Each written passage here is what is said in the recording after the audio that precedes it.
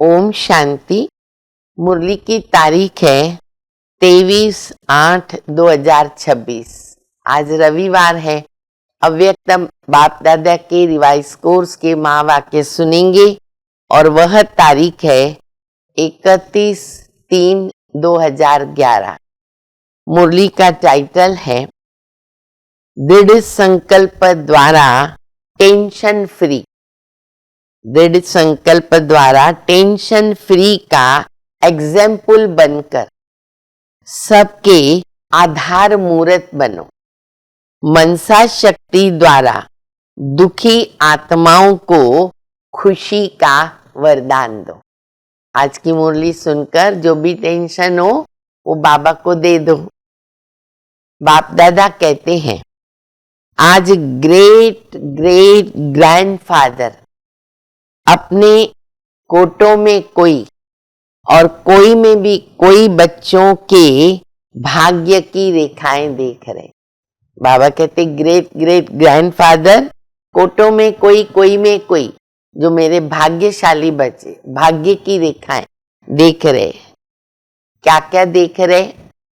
मुख में ज्ञान की रेखा, दिल में दिलाराम के लवलीन की रेखा, हाथों में ज्ञान के खजानों की रेखा, पांव में हर कदम में पदम की रेखा। ये बाप दादा देख रहे। हर अंग के अंदर भाग्य की रेखाएं। बाबा कहते हर एक बच्चा रेखाओं में नंबरवार संपन्न है। सबको भाग्य मिला है, लेकिन पुरुषार्थ हम करते हैं तो बाबा कहते सब उसमें नंबरवार है। ये भाग्य अविनाशी बन जाता है। जो संगम पर हम प्राप्त करते हैं वो अविनाशी बन जाता है। खाली अभी के लिए नहीं है, एक जन्म के लिए नहीं है। क्यों अविनाशी बन जाता है? क्योंकि देने वाला बाबा अविनाशी है। इसलिए जितना ले सके हम ले लेवे। फिर दूसरी पॉइंट बाबा बता रहे हैं, बाप दादा हर एक बच्चे को किस रूप में देखना चाहते हैं मालूम है? हर बच्चा स्वराज्य अधिकारी बने, ये बाबा चाहते हैं। अभी हम स्वराज्य अधिकारी बनेंगे तो भविष्य में राज्य भाग्य चलाएंगे।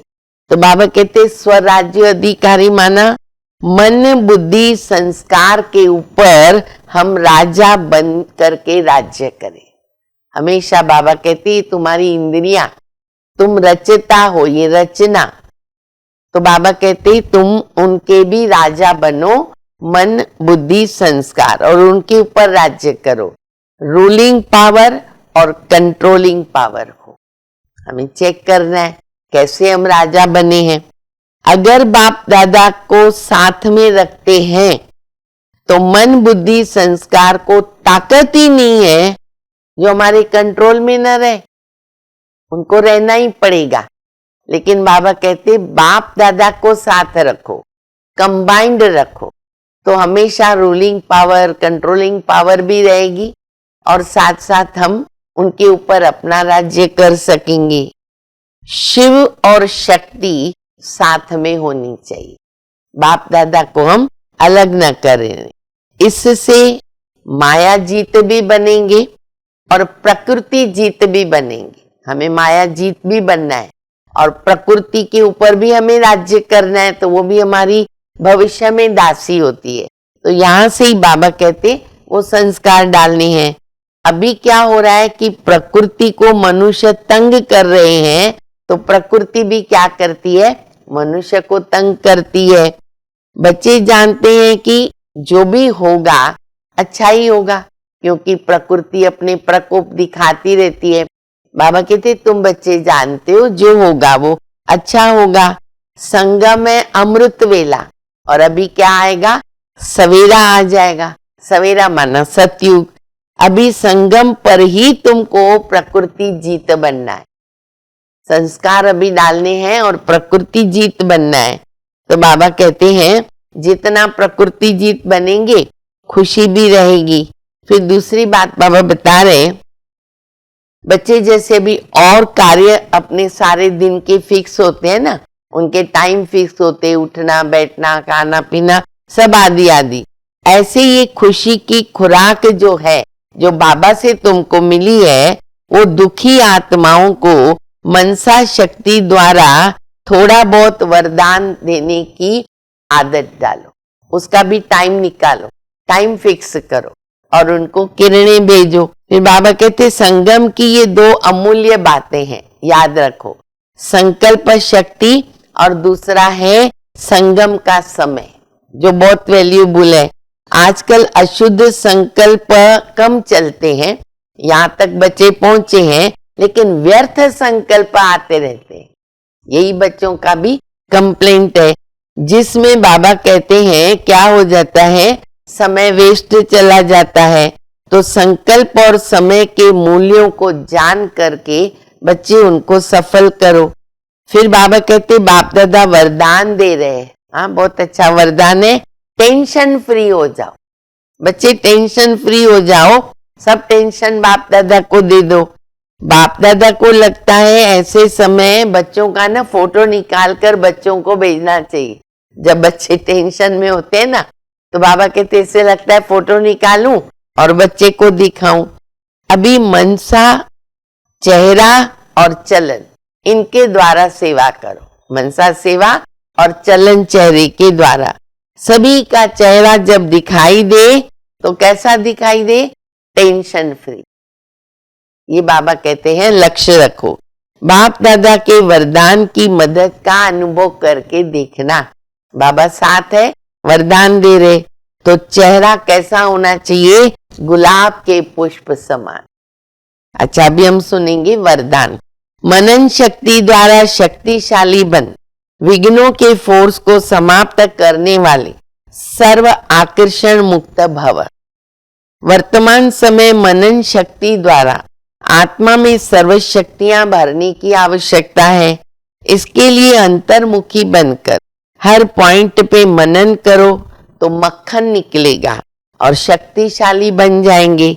ऐसी शक्तिशाली आत्माएं अतीन्द्रिय सुख की प्राप्ति का अनुभव करती हैं। उन्हें अल्पकाल की कोई भी वस्तु अपनी तरफ आकर्षित नहीं कर सकती। उनकी मग्न अवस्था द्वारा जो रूहानियत की शक्तिशाली स्थिति बनती है, उससे विघ्नों का फोर्स समाप्त हो जाता है।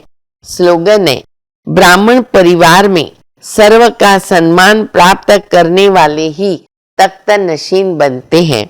अव्यक्त इशारा, अपवित्रता के बीज को समाप्त कर पवित्र बनो, संपूर्ण पवित्र बनो।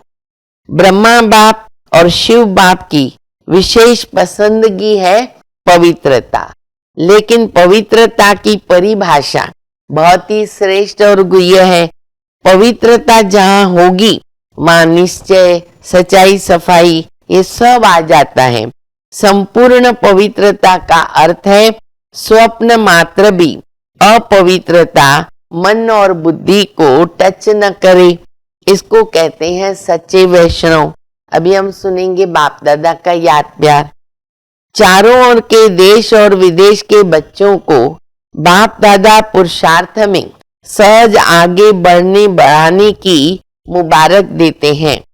अभी जो समय आने वाला है उसके लिए बाप दादा ने डायरेक्शन दे दिए हैं कि तीव्र पुरुषार्थी बन, सेकंड में बिंदु लगाना, फुल स्टॉप लगाने की अभ्यास की अति आवश्यकता है।